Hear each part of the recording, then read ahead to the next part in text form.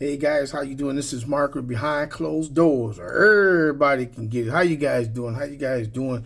Back at it again. As promised, guys, working on this 5-episode series. This is episode number 4. Once again, this is a podcast series behind closed doors, ultimately for my caregivers of the world. You know, folks that take care of people that can't take care of themselves, right? Whether you're taking care of special needs,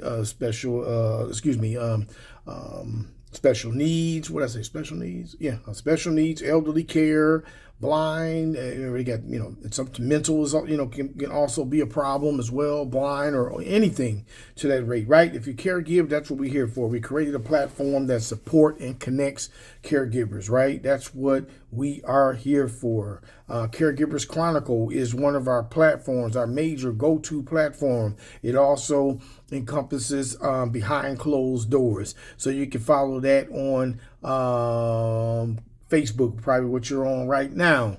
And then we have a podcast behind closed doors. And then ultimately we have a support group behind closed doors. Both of those two are growing.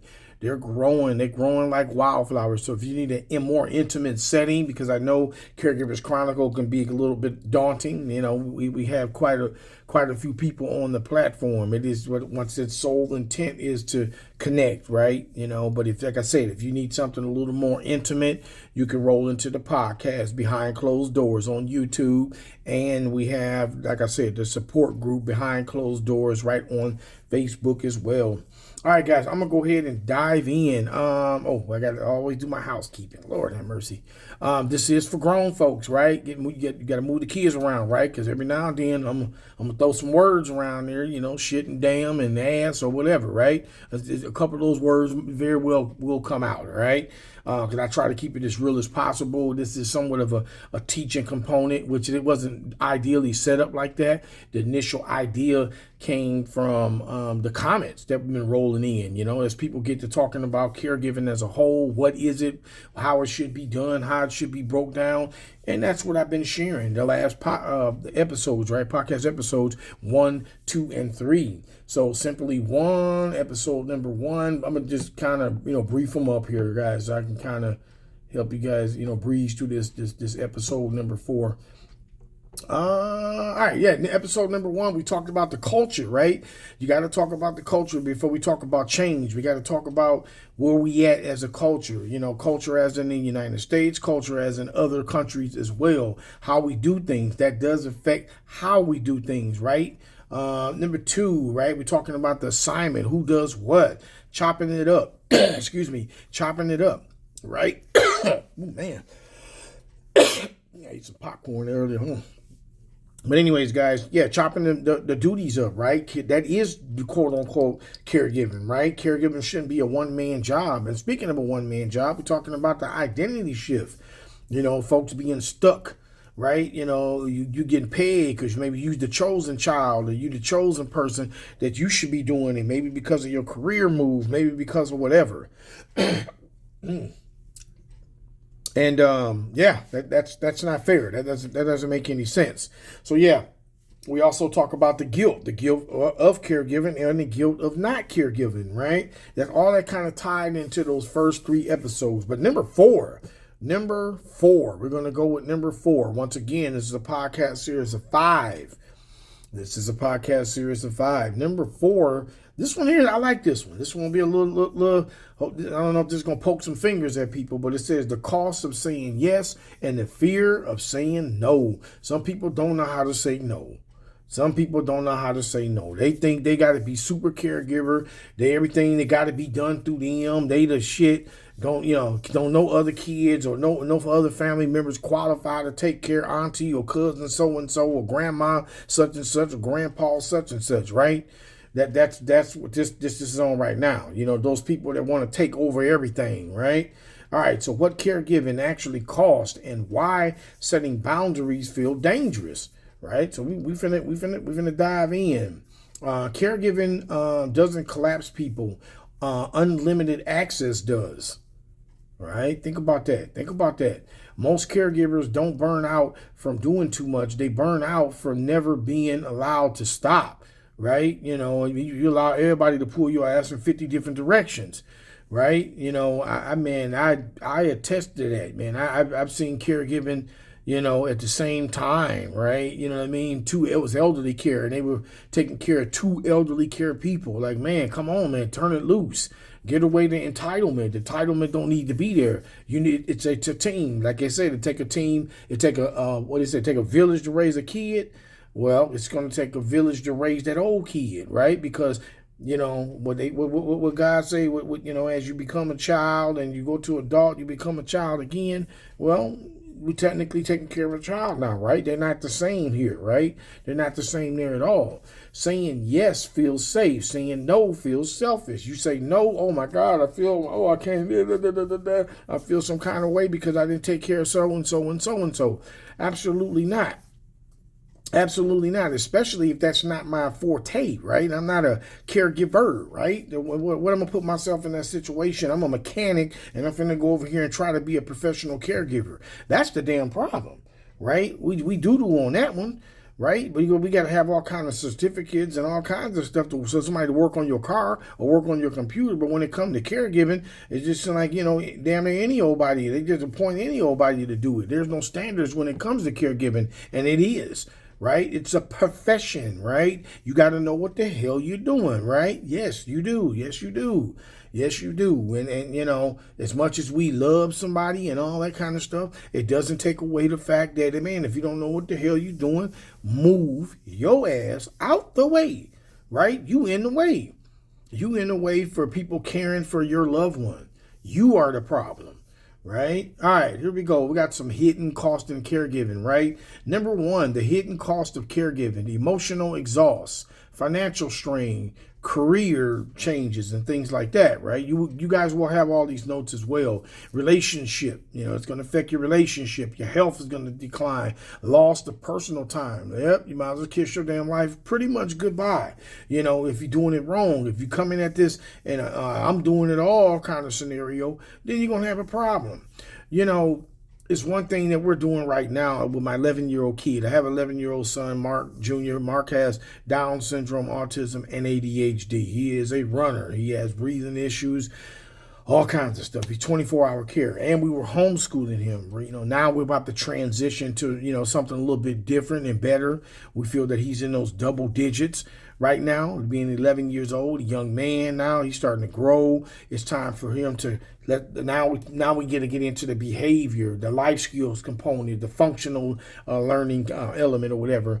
I say all that to say that it's transition time, you know what I mean? And you can't feel guilty about that.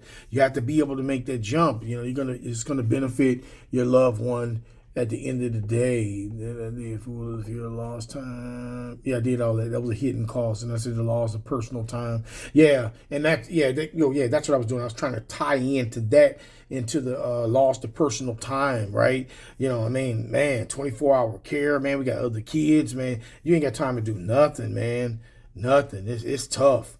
It's tough, man. I go through a whole long day, man. I get to the end of the day, like now, right? You know what I mean? And yeah, now and you know, see to everybody else in the damn world. Now it's time for me to sit down and try to do me. And next, and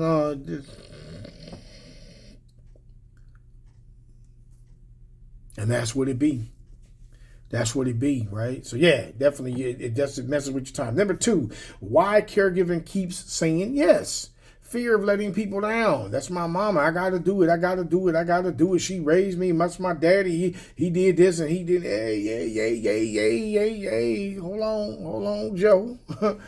Fear of judgment. Fear of abandonment, right? Fear of everything will fall apart. Fear if I don't do it, who will, right? You just totally abandon the whole team effort, right? You know what I mean? It takes a committee to do it. I think teamwork, dream work. I'll leave it at that. There you go. How about that? When boundaries feel like betrayal. setting limits feel disloyal, right? Telling my mom, I got to be with my mom. I feel a little bad if I got to leave my mama and go to my kid. And man, you guys got to remember, man, I'm messing with a kid like that. I mean, literally 24/7. This dude can't sit down for 5 minutes. Safety is an issue. Can't even go take a shit. I got to go in and make sure he's okay, right? And he's all in the stuff. He's in the refrigerator. He's trying to go out the damn door and all that. Now imagine having a dementia, Alzheimer's mother in the same setting, right? I got my son calling me in one ear, I got my mom calling me. She got dementia, sundown issues going on. She calling me every 5 minutes. Yeah, that's caregiving at that ass, right? You understand me? And then, obviously I got my brother. He's on his own, right now for the most part.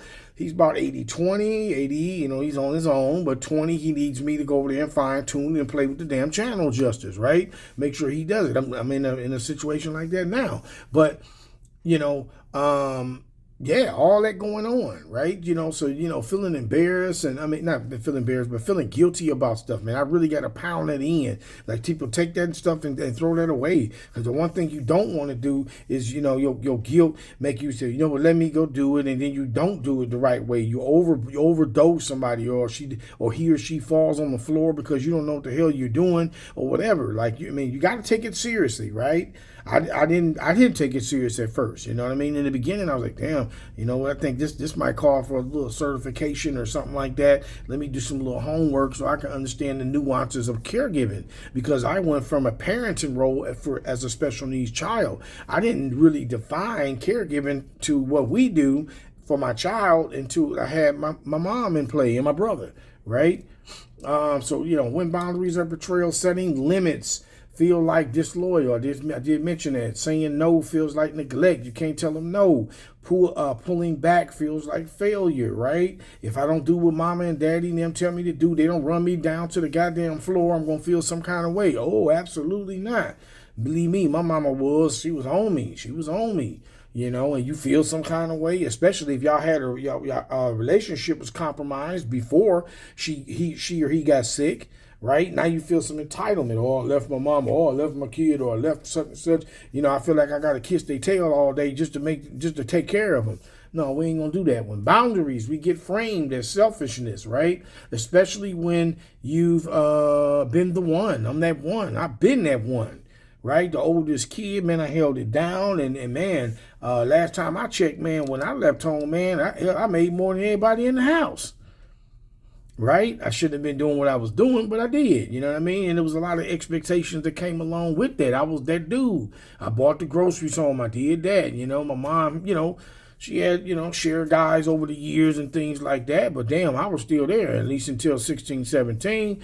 I put on the back cape and went on my own. Put on my back cape and went on about my business.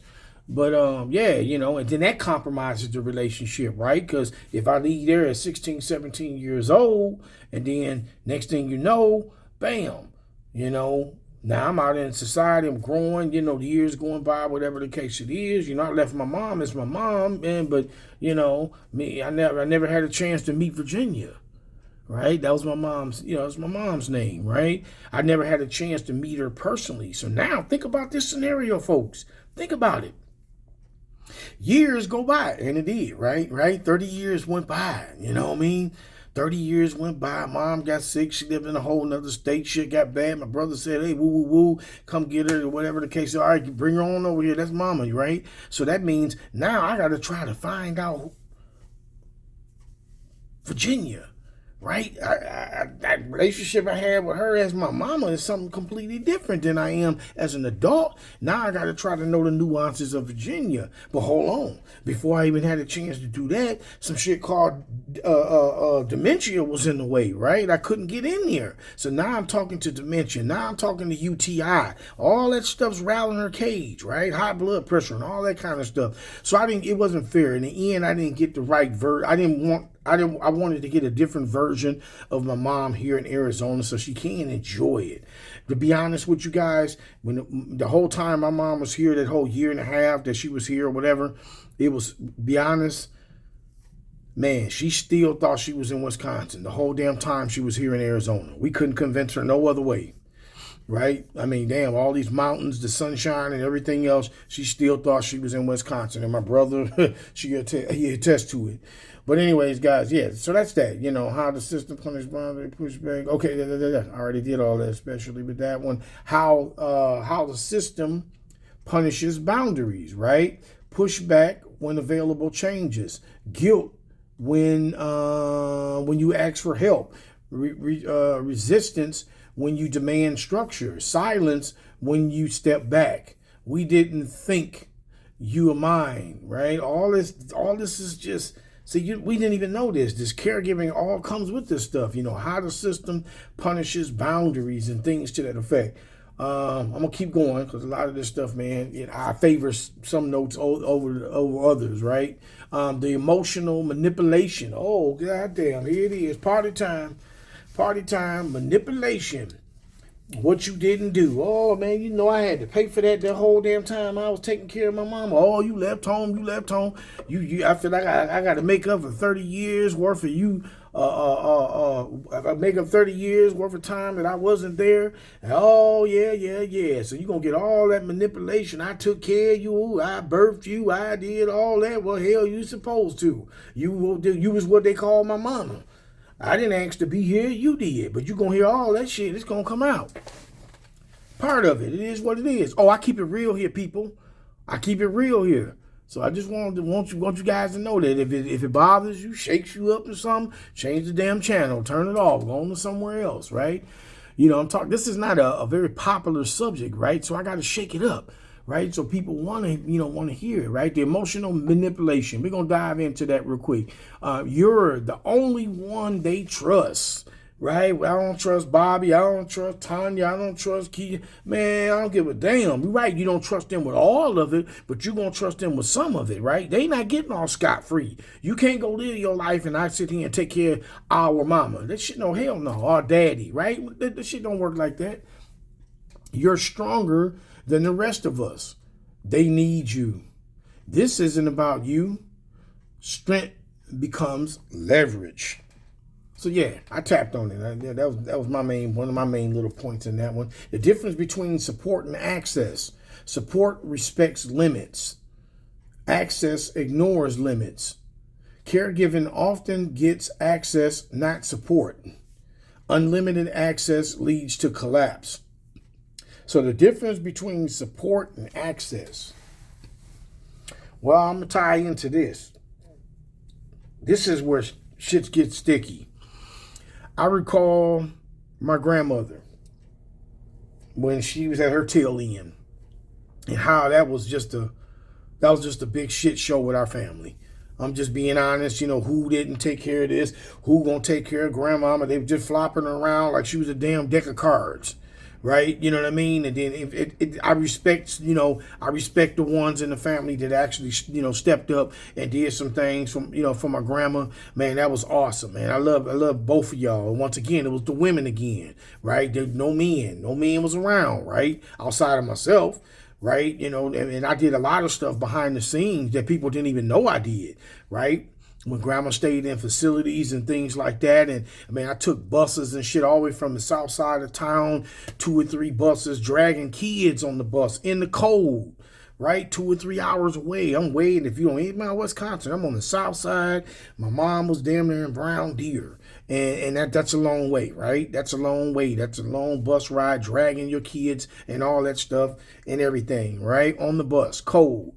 But then you have people that got cars that's 5 minutes away, 10 minutes away that didn't even go see their people, right? You didn't even go see your mama. You didn't go see your auntie. You didn't go see your whatever, right? That just kills me, man. That just kills me. And that I had thought about that, the difference between support and blah, blah, blah, blah. How did I do that? Leverage become, that's what I was going to say. So as it pertains to like, certain people can see such and such, man, like you harbinger, right? That's my granddaddy. You know what I mean? Now you the gatekeeper. Now you get to say who gonna see granddaddy, who ain't gonna see granddaddy, because you got a personal vendetta against them. Now you want to try to, it gets that ugly, folks. it gets that ugly. And that's why I try to always say, sometimes facility ain't a bad damn thing, right? It kind of levels the playing field of the family. Now everybody can, now it ain't no one person saying they, you can't go see auntie such and such. Yeah, that was my mama, but damn, that's your auntie too. That's your grandmama. That's your sister. That's your friend. That everything. I can't stop you. Yeah, I don't like your ass, but damn, who am I? Right? If that's my mama best friend, but I don't like her, but what they got to do with it, right? That's my mama best friend. Go ahead and holler at her.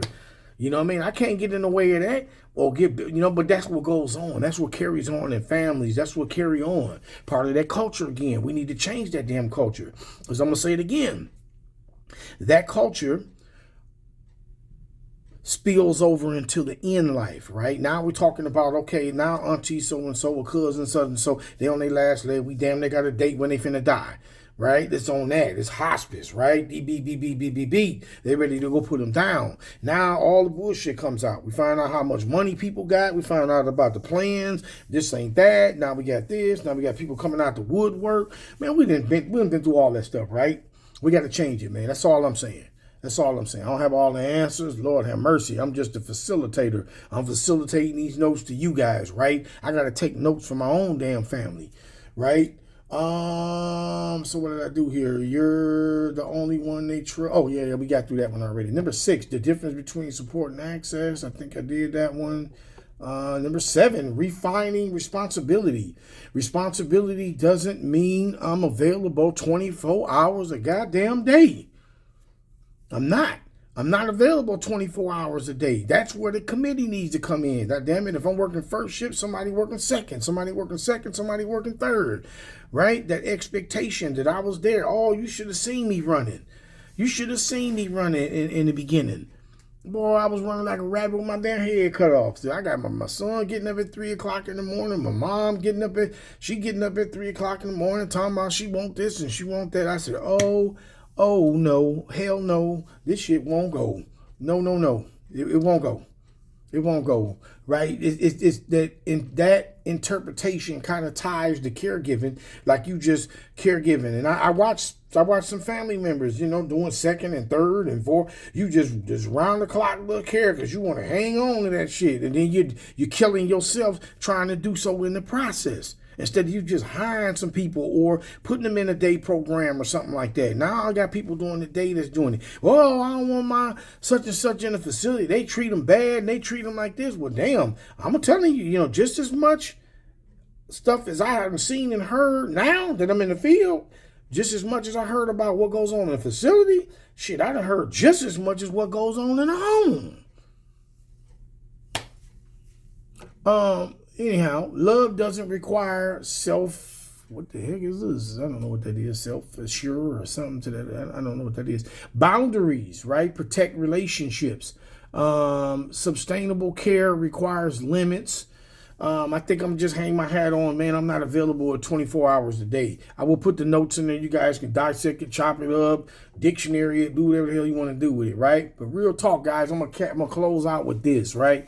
Caregivers don't need permission. They need protection. We need protection. We need to be protected. We got to protect our damn self at times. Self-care, that sort of thing as well. Sometimes, man, when individuals in the family or anything like that, they become that one, right? You kind of used a little bit. And people that care, if you've ever been a caregiver, you know exactly what I'm talking about. And especially as it pertains to, like the elderly care sector, it's more common to get drama with the elderly care versus a special need, right? Because I had that special need kid. But when I'm caregiving for an elder, that elder got other kids, right? I'm just one of those kids, right? They got multiple kids, and now I got other people to answer to and all that. So the shit get really, really, really cloudy, and we got to get better with it.